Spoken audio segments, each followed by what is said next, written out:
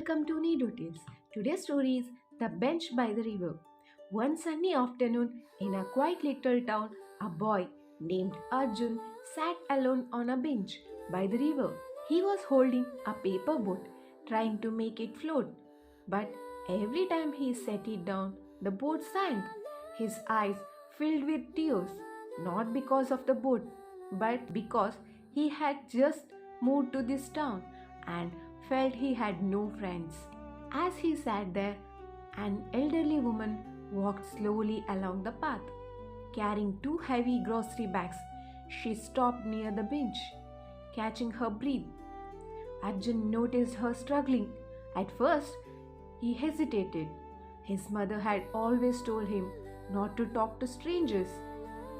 But she had also told him something else. When you can help and it's safe, you should always do so. Gathering courage, Arjun stood up and asked politely, "Grandma, would you like me to help carry your bags?"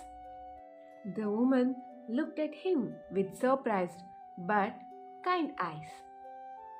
"That would be wonderful, my child," she said. Together they walked slowly, talking as they went.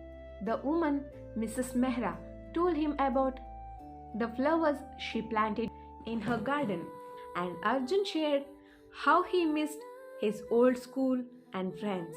By the time they reached her little house, Arjun no longer felt like a stranger in town. Mrs. Mehra invited him to visit her garden anytime. "You see," she smiled, "sometimes kindness to strangers makes them friends." From that day on, Arjun visited Mrs. Mehra often.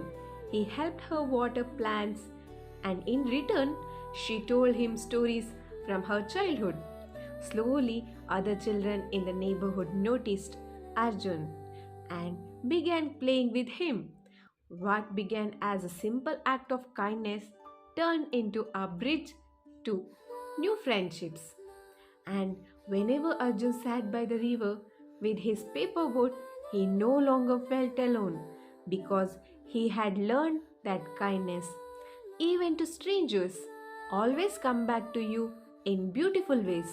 And moral is, a small act of kindness to a stranger can open doors to friendship and happiness. Thanks for watching Nido Tales. See you in the next story. Bye bye.